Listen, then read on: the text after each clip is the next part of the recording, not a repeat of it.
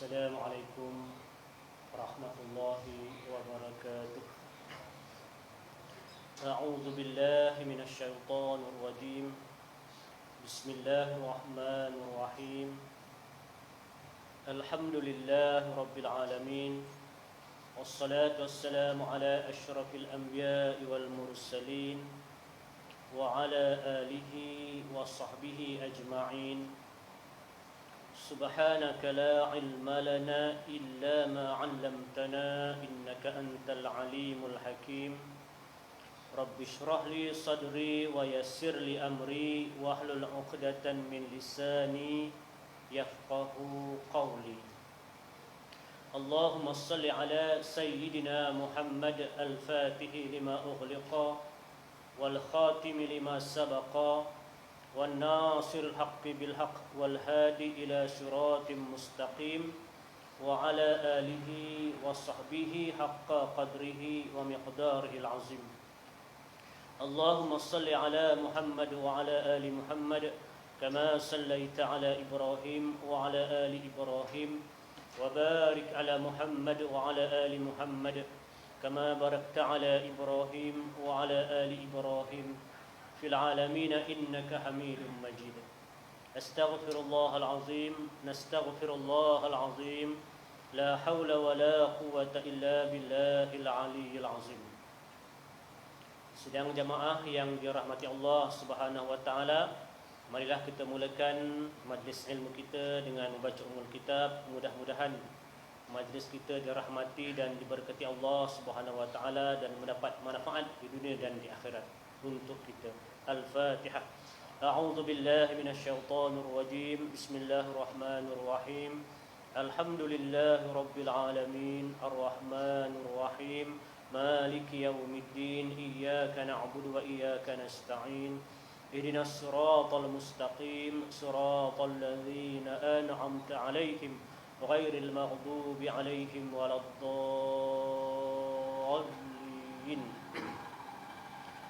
Barisan jawatan kuasa masjid, tuan-tuan imam, tuan-tuan bilal, mukminin dan mukminat, jamaah yang dirahmati Allah Subhanahu wa taala. Alhamdulillah, kita panjatkan rasa kesyukuran kehadrat Allah Subhanahu wa taala kerana masih lagi diberikan kita hidayah, ya, dengan hidayah Allah Subhanahu wa taala untuk kita, Allah taala berikan kita kelapangan untuk kita hadir di rumah Allah Subhanahu wa taala, ya, walaupun dalam suasana yang boleh dikatakan tidak menentu sekarang ini, ya, alhamdulillah Allah taala beri kita peluang lagi, ya, untuk hadir di rumah Allah Subhanahu wa taala yang bukan semua orang merasa pada kali ini. Jadi tuan-tuan, alhamdulillah, ya, Allah taala pilih untuk hadir pada malam ini. Mudah-mudahan dengan Allah taala pilih kita berada di rumah Allah, kita menjadi hamba Allah yang sangat bersyukur dengan nikmat iman, nikmat Islam, ya, nikmat hidayah yang Allah beri kepada kita. Tuan-tuan yang dirahmati Allah Subhanahu wa taala, ya, kita insya-Allah pada malam ini akan menyambung, ya, bahagian ilmu tasawuf, ya, dalam bab yang kedua, dan kita sambung sedikit pada pasal yang kedua. Pasal yang kedua ialah tamak dalam berkata-kata, ya, ataupun disebut dalam kitab ini dia kata rakus dalam berkata-kata, ataupun dalam bahasa mudahnya ialah banyak berkata-kata atau bercakap kepada perkara yang sia-sia, ya, kepada perkara-perkara yang lara, kepada perkara yang tidak mendatangkan manfaat. Dan kita pergi kepada, siapa yang ada kitab boleh tengok muka surat 42, dua kebinasaan atas yang dipuji. Okey, sebelum tu saya sukalah ulang sikit balik, ya. Dalam bab memuji ini kita lihat disebutkan 4 kebinasaan atas yang memuji. Maknanya dalam memuji ni dia ada 6 kebinasaan, 4 kepada orang yang memuji dan 2 lagi tu kepada orang yang dipuji. Yang memuji itu terkadang ia berlebihan dalam memuji, itu yang pertama, ia lebih-lebih. Yang kedua, terkadang ia menzahirkan kasih kepada yang dipuji, tunjuk macam suka, tapi sebenarnya sebaliknya. Yang ketiga, orang yang memuji ni kadang-kadang dia tak yakin pun dengan apa yang dia sebut, ya. Tetapi dia kerana nak puji tadi tu, dia sebut. Contohnya yang diberi ialah mengatakan orang itu sangat adil, sangat wara', ya, sedangkan dia tak yakin pun dengan keadilan dan kewarakan orang itu. Itu maksudnya. Dan yang keempat ialah orang yang memuji itu sengaja nak bagi yang dipuji itu seronok, niatnya bagi dia. Dalam orang Perak ni biasanya ayat ni ialah ngombo, macam itulah, ya. Baik, itu dia ialah kebinasaan kepada orang-orang yang memuji. Dan hari ini kita sambung kebinasaan pula kepada orang yang dipuji. Terjadi padanya takabbur dan ujub, yang mana kedua itu menjadi sebab bagi kebinasaan. Bila kena puji, menyebabkan orang yang kena puji itu, ya, kalau dia tak berhati-hati dengan pujian itu, maka dia akan menjadi orang yang takabur, merasa hebat, ya, merasa paling bagus. Okey. Kemudian ujub ni maksudnya dia rasa kagum dengan diri dia sendiri. Okey. Kerana inilah Nabi sallallahu alaihi wasallam bersabda, qata'ta unuka sahibak. Maksudnya engkau telah memotong leher kawan engkau. Menunjukkan kita puji orang tu menyebabkan orang tu boleh jadi takabur, ujub. Itu yang dikatakan merosakkan orang yang dipuji. Okey. Kemudian yang kedua dia kata menyebabkan orang yang dipuji itu menjadi suka cita dengannya, seronok sangat, ya, sehingga lemah daripada mengerjakan ibadah. Puji dia orang yang alim, orang yang wara', orang yang rajin datang masjid, menyebabkan dia rasa dia dah bagus dah, dah mula malas untuk melaksanakan ibadah.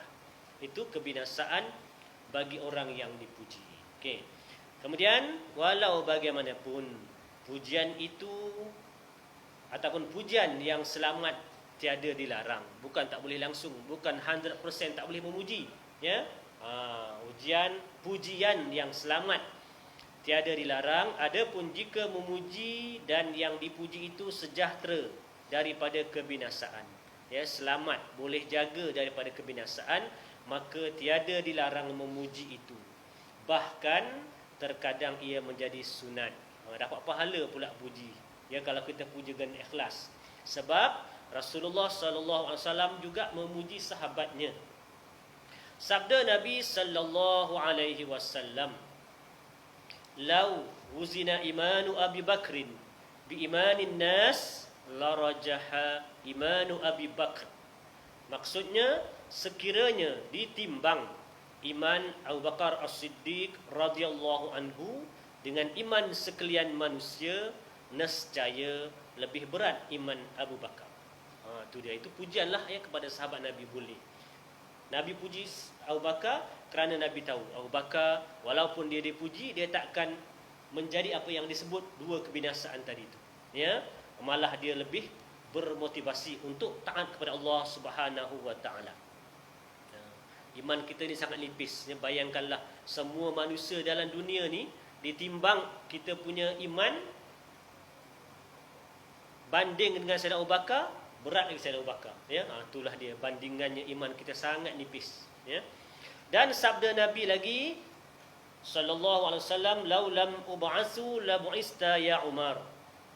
Jikalau aku tiada dibangkitkan, nescaya engkau dibangkitkan wahai Umar. Ini hadis yang disebut dalam milah. Tapi hadis ni saya lihat dalam kitab lain, dia kata hadis ni hadis mungkar, ya. Dia dalam hadis disebutkan dalam hadis lain yang lebih boleh kita terima ialah yang mengatakan sekiranya ada nabi selepasku, maka Umarlah dia. Itu dia. Hadis tu lebih kuatlah dibandingkan dengan hadis ni. Tetapi walau bagaimanapun, untuk kita malam ni sebenarnya nak bagi tahu Nabi juga puji sahabat. Tak salah memuji. Ya, kalau betul apa yang kita puji dengan ikhlas dan tidak menyebabkan orang yang dipuji itu merasa bangga, tak ada masalah, ya. Sesungguhnya Rasulullah sallallahu alaihi wasallam banyak memuji para sahabat kerana ia mengetahui yang demikian itu menambah kerajinan mereka dan ia tiada menjadikan mereka membesarkan diri dan ujub. Bila dipuji tak ada rasa bangga diri, tak ada rasa hebat, ya.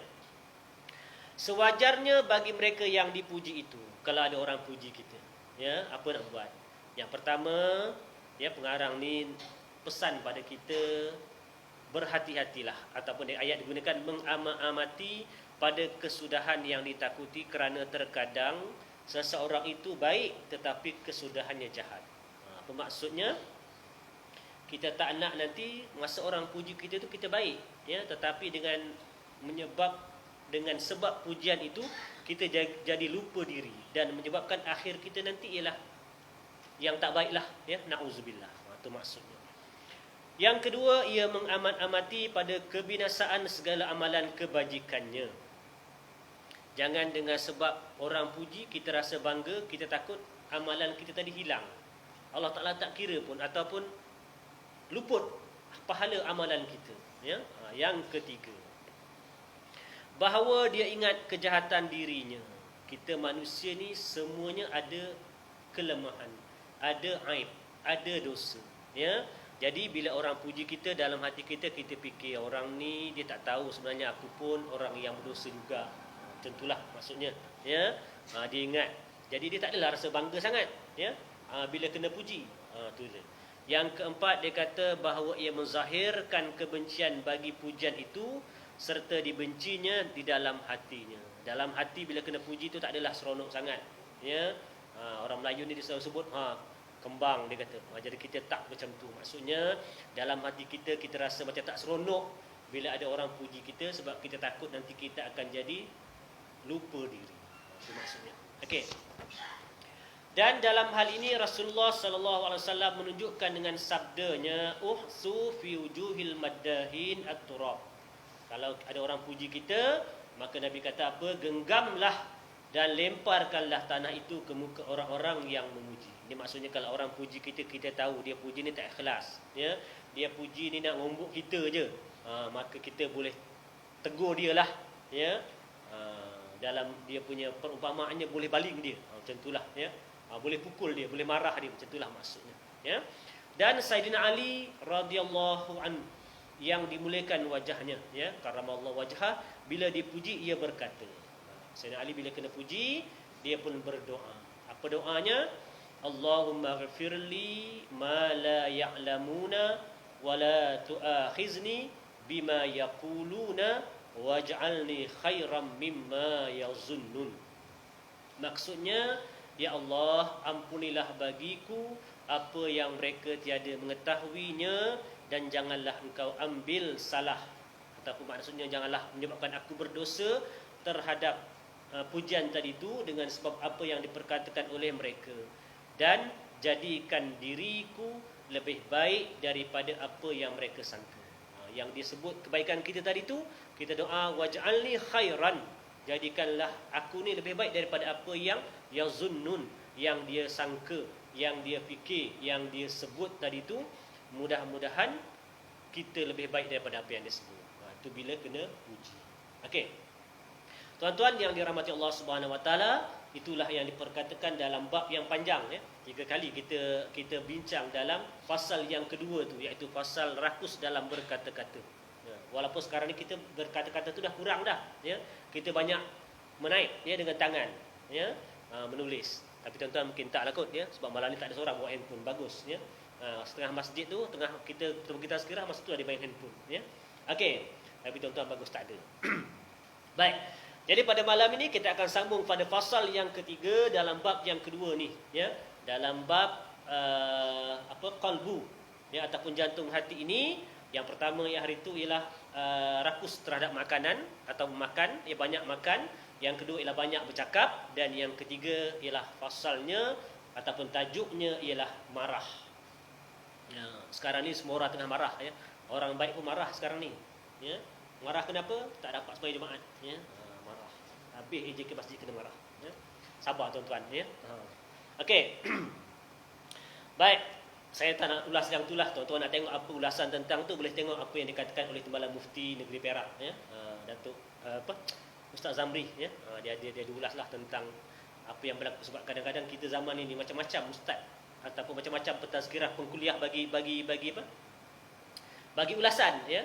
Jadi rujukan kita adalah kita ada ahli majlis fatwa, ya. Kita rujuklah kepada ahli majlis fatwa, ya. Tak payah pening-pening. Baik. Okey, fasal yang ketiga, marah. Ketahuilah bahawa marah itu suatu sifat kecelaan, sifat yang tak baik, yang sangat banyak kebinasaannya. Jadi tuan-tuan sabar, jangan marah ya. Kerana ia menyebabkan pada anggota yang zahir daripada marah tadi tu dalam hati. Tapi dia boleh menyebabkan bawa kepada anggota zahir. Apa dia?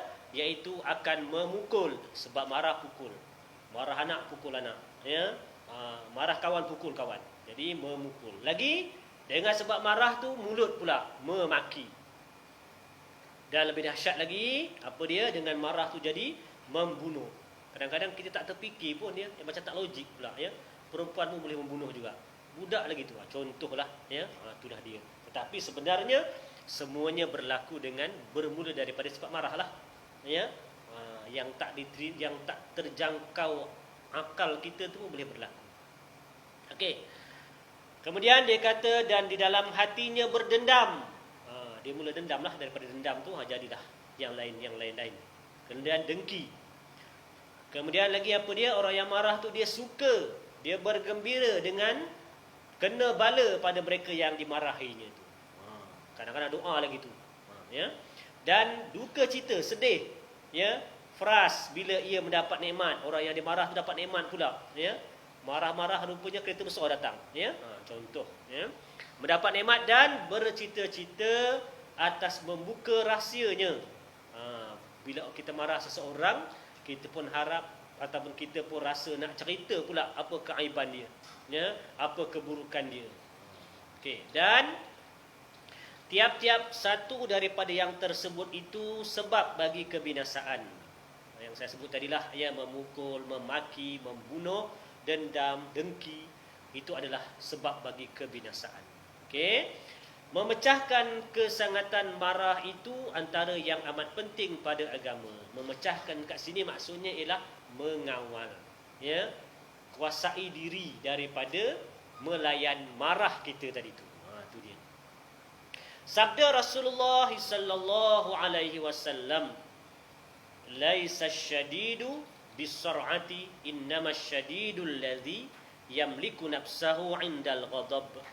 Maksudnya, bukanlah yang sangat kuat itu yang tiada dapat direbahkan oleh beberapa orang lelaki.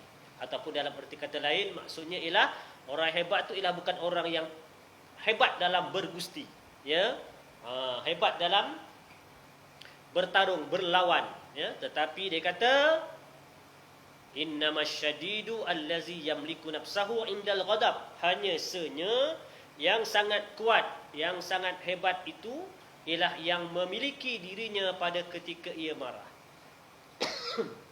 Itu yang disebut yamliku. Memiliki sini maksudnya ialah yang dapat mengawal diri dia ketika dia marah. Semua orang memang ada sifat marah, dan sifat itu sepatutnya memang kena ada, ya. Nanti kita akan lihat lagi. Artinya ia kuasa menahan dirinya daripada umpama memaki. Sebab dia marah, dia maki, dia boleh tahan, dia boleh kontrol daripada memaki orang. Dan memukul pada ketika ia marah terhadap seseorang yang lebih dhaif daripadanya. Ya, kadang-kadang kita marah juga, tapi nak marah bos tak berani. Itu lain, ya. Itu tak berani nak marah. Tapi ni maknanya orang bawahan kita, anak kita, ya, anak buah kita, ya, pekerja kita, ya, adik-adik kita. Jadi kita boleh marah tapi kita tak marah. Itu maksudnya. Itu yang dikatakan orang yang kuat, ya, asyadid tadi tu. Seorang lelaki berkata kepada Rasulullah sallallahu alaihi wasallam, "Suruhkan daku dengan satu pekerjaan, tetapi sedikitkan." Apa maksudnya? Rasulullah diminta oleh sahabat supaya menasihati sahabat tu dengan satu perkara yang mudah, tetapi dia sangat bagus, sangat baik, sangat berkesan untuk kebaikan diri dia. Apa dia? Maka sabda Rasulullah sallallahu alaihi wasallam, "La taghdab," engkau jangan marah. Itu, ya. Simple tapi sangat bagus. Maka orang lelaki itu mengulang-ulangkan permintaannya, ya. Minta lagi dengan Rasulullah, "Rasulullah, ya Rasulullah, bagi tahu aku apa benda yang simple je tapi bagus," ya. Maka Rasulullah sallallahu alaihi wasallam mengulang-ulangkan sabdanya, "La taghdab," ya, jangan marah. Hadis ini diriwayatkan oleh Imam Bukhari dari Abu Hurairah. Maksudnya hadis ini kuatlah, ya. Okey. Jadi kita kena menjadi orang yang boleh mengontrol marah kita. Okey. lazimkanlah dua perkara pada kelakuan marah. Okey, jadi buat dua perkara ini untuk kita dapat mengawal diri kita bila kita marah. Yang pertama dia kata memecahkannya. Tadi di awal saya sebut memecahkan tu maksudnya ialah mengawal, ya, menguasai diri kita, menguasai nafsu amarah kita tadi tu. Saya tiada bermaksud dengan memecahkan itu menghilangkan sama sekali. Ya, maksudnya pengarang ni kata bukanlah maksud memecahkan sini buang terus sifat marah dalam diri kita, kerana ia tiada hilang sama sekali dan tiada sepatutnya ia hilang. Bahkan jika ia hilang, nescaya wajib dihasilkannya kembali. Kerana apa? Kerana ia adalah perkakas. Ayat kitab ni sebut perkakas. Maksudnya ialah ia adalah alat, ya, bagi memerangi sekalian orang kafir. Orang kafir hina Islam, takkan kita tak marah, ya? Kenapa tak marah? Sifat marah dah tak ada. Itu maksudnya pada ketika itu kena ada sifat marah dalam diri seseorang. Orang kafir hina Nabi Muhammad sallallahu alaihi wasallam. Kena marahlah, ya. Kena ada sifat marah dalam diri kita. Jangan kita buat no hand je, ya. Itu dia. Kena ada sifat marah. Anak-anak kita, ya, melanggar perintah Allah, tak sembahyang subuh, ya. Kita tengok je tak apa, dia ngantuk kesian. Naya, ya. Naya anak kita, ya. Jadi kena marah anak bila tak solat. Itu kena marah, ya. Okey, kena ada. Tapi kena cara yang betul lah, ya. Okey. Menegah daripada segala kejahatan dan menyuruh dengan mengerjakan kebajikan. Tu guna ada sifat marah dalam diri kita, ya. Jangan tak ada langsung. Dan marah itu seperti anjing perburuan. Pengarang ni dia bagi perumpamaannya, ya, perbandingannya anjing perburuan. Kenapa? Hanya dimaksudkan dengan memecahkannya itu mengajarnya hingga ia mengikut akal dan syarak. Anjing yang menjadi perburuan itu bila dilatih-latih dia boleh jadi ikut apa kata tuannya. Jadi macam tu juga kita punya sifat marah, kalau kita latih dia mengikut akal dan mengikut syarak, maka dia akan dapat dilorongkan, ya, ke tempat yang betul. Okey. Maka pergerakannya biarlah dengan sebab petunjuk daripada akal dan syarak. Kalau nak marah pun kerana dia berlawanan dengan akal, ya, dia berlawanan dengan syarak. Dan diamnya biarlah dengan sebab petunjuk daripada keduanya, ia tiada menyalahi keduanya. Maknanya kalau dia tak marah pun sebab memang dari segi syaraknya, dari segi akalnya tak perlu nak marah. Itu dia, ya. Seperti anjing perburuan menurut perintah tuannya. Bila dilatih, dia boleh cari pula di mana ada letak bahan terlarang, ya. Contoh, ya. Itulah dia. Dan yang demikian itu mungkin dengan sebab bersungguh-sungguh pada mengajarnya. Maknanya nak latih diri betul-betul, ya, iaitu membiasakan pada lambat marah. Antara salah satu caranya ialah bila kita marah, jangan terus marah, ya, sebab ada orang dia cepat marah, cepat baik, ya. Ada orang lambat marah, lambat baik. Tapi ada orang lambat marah dan cepat baik. Itu yang terbaiklah, ya. Okey. Jadi dikata di sini membiasakan pada lambat marah dan membiasakan pada memaafkan di samping ada pelbagai sebab untuk marah. Jadi maknanya kalau yang bagus lagi ialah bila ada orang buat salah tu kita maafkan dia, ya. Salah satu caralah untuk kita nak kontrol kita punya kemarahan, maafkanlah dia, ya. Okey. Yang kedua, dia kata lazimkan kita daripada kelakuan marah itu memeliharakan marah itu pada ketika ia berkobar-kobar dengan menahannya barang yang di dalam hati. Ya, maksudnya ialah tahanlah, ya, tahan marah kita tadi tu dengan cara apa? Cara menahan marah. Dalam kitab ni dia sebut dua. Yang pertama ialah dengan pengetahuan, dengan ilmu, dengan belajar. Dengan kita dengar tazkirah macam inilah, ya. Kalau sebelum memang sikit benda pun nak marah, jadi bila dengar malam ni mudah-mudahan tahu tak baik marah, ya. Kontrol. Itulah, ya. Ia mengetahui bahawa tiada sebab baginya marah, melainkan ia ingkar bahawa berlaku sesuatu itu atas kehendak Allah Subhanahu Wa Taala. Ini salah satu caranya ialah kita nak kontrol marah kita ni, kita fikir, oh apa yang berlaku ni sebenarnya adalah kehendak Allah. Inilah yang Allah Taala takdirkan. Mungkin ini satu ujian bagi aku, ya. Tak dapat sembahyang jemaah tak apalah, ya. Ini mungkin ujian bagi aku, dan kali aku kena lebih rajin lagi. Kalau bila boleh pergi masjid nanti aku lebih rajin lagi. Contoh, ya. Tu dia, Allah yang takdirkan. Bukan atas kehendak dirinya, bukan atas kehendak orang yang dimarah tadi tu, tetapi itulah Allah Taala yang takdirkan apa yang berlaku, dan di antaranya mungkin ujian untuk kita, ya. Kemudian disebutkan, dan ini sehabis-habis jahil, maknanya paling lemah. Macam itulah kita fikir, ya, cara-cara nak antara yang paling bawah, ya, nak kontrol marah tu macam itulah. Allah dah takdir dah, ya, macam tu. Dan lagi ia mengetahui bahawa marah Allah Taala lebih besar daripada marahnya. Kita kena tahu, ya, kalau kita berada sifat marah, dalam masa yang sama kita kena insaf bahawasanya marah Allah tu lebih dahsyat, ya. Tu apa yang berlaku pada kita ni, ya, kita kena ambil muhasabah dirilah, ya. Mungkin, ya, saya kata mungkin, ya, Allah sedang marah, ya, Allah sedang murka. Jadi kita muhasabahlah diri kita masing-masing, ya. Tak kira siapa pun kita, ya.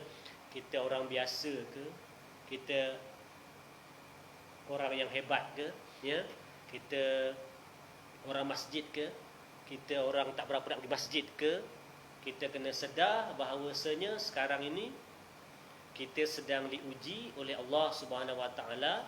Di samping itu juga kita kena fikir bahawasanya Allah sedang murka.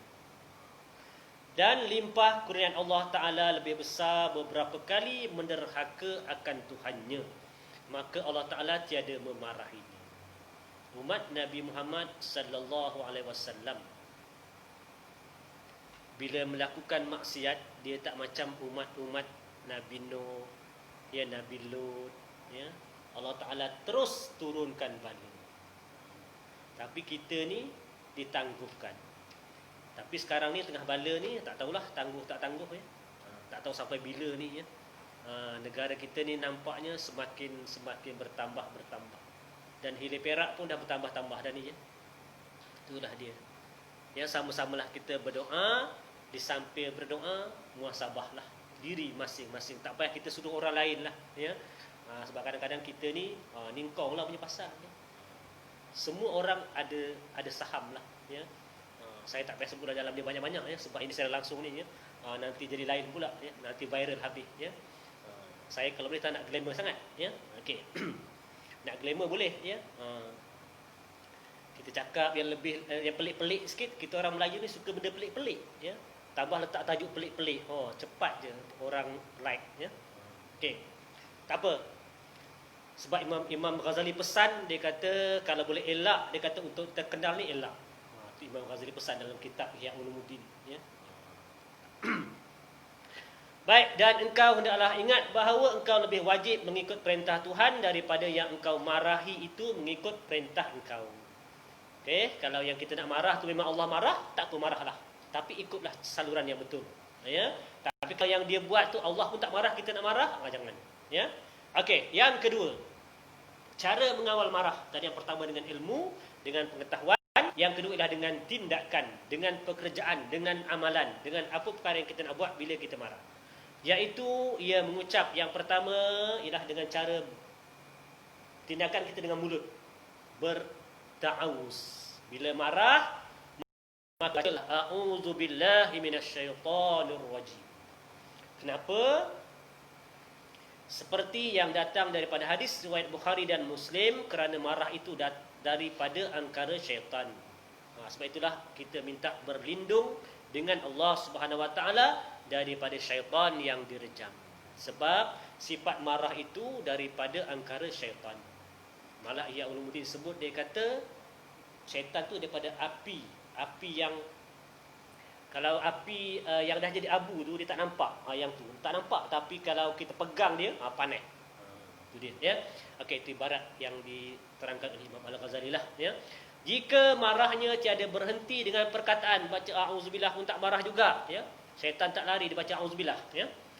Maka hendaklah ia duduk kalau masa dia berdiri. Maka hendaklah ia duduk jika ia berdiri. Pada tengah marah tadi itu duduk. Dan tengah duduk marah juga, ya. Kalau berdiri tadi mungkin tangan sampai, ya. Tapi bila duduk takkan tangan pun sampai juga, kan. Jadi bolehlah kontrol tangan tu. Tapi marah lagi, ya. Dah duduk marah juga. Mulut macam-macam kata. Jadi hendaklah dia baring, ya. Kalau dia duduk tak hilang marah, baring. Baring marah juga aku tak tahulah, ya. Tengah baring tu macam-macam dia makinya orang. Tak tahu, ya. Okey.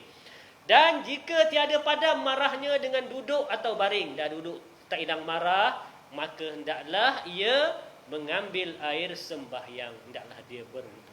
Sabda Nabi sallallahu alaihi wasallam, innal ghadaba minasyaitan wa innasyaitana khuliqa minan nar wa innama tudfa'un naru bil ma'i fa idza ghadiba ahadukum falyatawadda. Maksudnya, sesungguhnya marah itu daripada syaitan, dan sesungguhnya syaitan itu dijadikan daripada api, dan hanya sesungguhnya dipadamkan api itu dengan air. Jadi mudah-mudahan dengan kita ambil sembahyang tadi, syaitan pun larilah, jadi hilanglah marah kita. Maka apabila memarahi seseorang kamu, hendaklah ia berwuduk, ya. Kalau wuduk pun tak marah juga, tak hilang marah juga, tak hilang marah, mandi, ya, mandi pula, ya. Tu ada dalam hadis lain sebut, ya. Maka selain daripada mandi itu, ialah cara nak hilang marah ialah dengan kita mandi, bagi sejuk sikit badan tu, ya. Sabda Nabi sallallahu alaihi wasallam, innal ghadaba jumratun fi qalbi ibni Adam, ala tarawna ila humrati ainaihi wa intifakhi audajihi, faman wajada min zalika syai'an falyalsiq khaddahu bil ardi. Maksudnya, sesungguhnya marah itu bara api pada jantung hati manusia. Macam mana nak tahu? Adakah engkau tidak melihat pada kemerahan dua matanya? Orang tu bila dia marah, mata merah. Tu nak menunjukkan bahawasanya marah tu daripada api, ya. Antara tandanya. Lagi dia kata apa? Bengkak urat lehernya. Kalau bahasa kita ni ialah tegang urat, ya. Bila orang marah, mata merah, tegang urat. Okey. Maka sesiapa yang terdapat sesuatu daripada yang demikian itu, maka hendaklah ia pelekatkan pipinya dengan tanah. Apa maksudnya? Ini orang yang memang baran sungguh, ya. Dah macam-macam cara buat tak hilang marah juga, maka eloklah dia berbaring kat tanah tu, dekatkan pipi dia dekat tanah.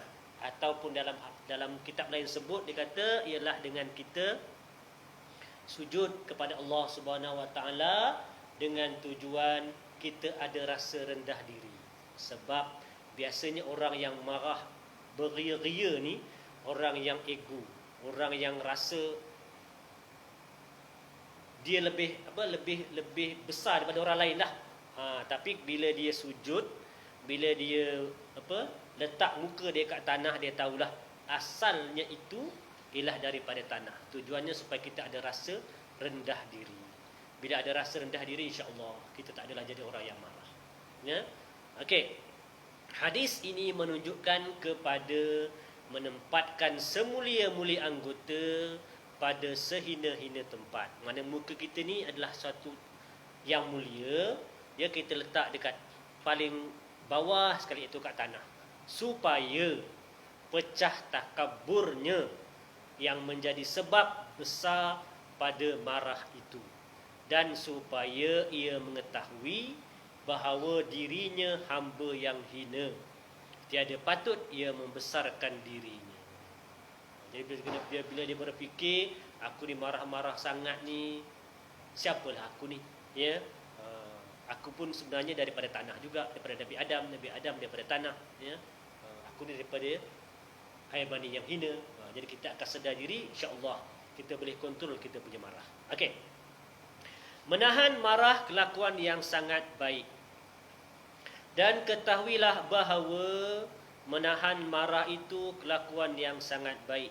Allah Subhanahu Wa Taala telah memujinya dalam Al-Quran seperti firman-Nya, wal kaziminal ghaiz, maksudnya dan orang-orang yang menahan kemarahannya, ya. Maksud Al-Quran mengiktiraf bagus, ya, baiknya orang yang dapat mengawal kemarahan, ya. Kemudian sabda Nabi sallallahu alaihi wasallam, man kazuma ghaizan walau syaa an ataupun yumdiyahu amdahu mala Allahu qalbahu yaumal qiyamati ridan. Ataupun dalam riwayat lain dikata amnan wa imanan. Okey, hadis ni akhrajahu Ibnu Abi Dunya bi riwayah al-ula min hadis Ibni Umar wa fihi Sakin bin Abi Siraj takana fihi Ibnu Hibban walau Daud bin riwayah as-saniyah min hadis rajulun bin ashabin Nabi sallallahu alaihi wasallam. Okey. Kemudian min hadis Abi Hurairah wa fihi man lam yusam. Okey. Mana hadis ni daripada Abi Hurairah tapi dia tak sebutlah hadis ni dia punya tingkat itu kat mana, ya. Hadis sahih ke, hadis hasan ke, tak disebut, ya. Okey. Maksud hadis tadi, sesiapa yang menahan marah dan jika ia menghendaki melaksanakannya, nescaya ia berkuasa melaksanakannya. Maksudnya kalau orang tu dapat kawal marah dia sedangkan dia boleh marah, nescaya Allah Ta'ala akan memenuhkan hatinya pada hari kiamat dengan keredaan. Maksudnya di hari kiamat nanti Allah Ta'ala reda dengan dia. Dan pada satu riwayat Allah Ta'ala akan dengan kesantunan dan keimanan pada orang yang dapat mengawal marah nanti di hari kiamat, dia dianggap orang yang sangat santun dan orang yang beriman.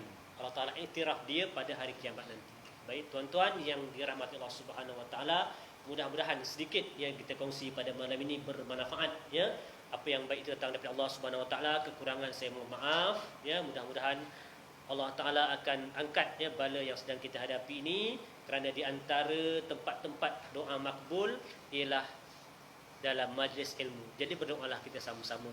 Di samping perbanyakkanlah selawat, ya, kerana kita sedang berada dalam bulan Rabiul Awal lagi, ya. Ke dah habis dah, ya. Okey. Jadi mudah-mudahan Allah Ta'ala terima amal ibadah kita dan terima permohonan ampun dosa-dosa kita dan makbulkan permintaan kita. Kita berdoa, auzubillahi minasyaitonirrajim. Bismillahirrahmanirrahim. Alhamdulillahirabbil alamin wassalatu wassalamu ala asyrafil anbiya'i wal mursalin wa ala alihi wa sahbihi ajma'in. Allahumma ighfir lana dhunubana wa liwalidina warhamhum kama rabbawna shighara wa li jami'il mu'minina wal mu'minat wal muslimina wal muslimat birahmatika ya arhamar rahimin. Allahumma arina haqqa haqqa warzuqna ittiba'ah wa arina al-batila batila warzuqna ijtinabah. Allahumma idafi'al bala ya Allah wa idafi'al bala ya Rahman wa idafi'al bala ya Rahim. Idfa'na al-ghala wal waba wal bala wal fahsya wal munkar والسيوف المختلفة والمهن ما ظهر منها وما بطن عن قريتنا هذه خاصة وعن قرى المسلمين عامة. ربنا تقبل منا دعانا إنك أنت السميع العليم وتب علينا يا الله إنك أنت التواب الرحيم. وصلى الله على سيدنا محمد وعلى آله وصحبه أجمعين بفضلك سبحان ربك رب العزة عما يصفون وسلام على المرسلين والحمد لله رب العالمين. Kita akhiri dengan surah Al-Asr. Bismillahirrahmanirrahim. Wal 'asri innal insana lafi khusr illa allazina amanu wa 'amilus solihati wa tawasaw bil haqq wa tawasaw bis sabr. Sekian, assalamualaikum warahmatullahi wabarakatuh.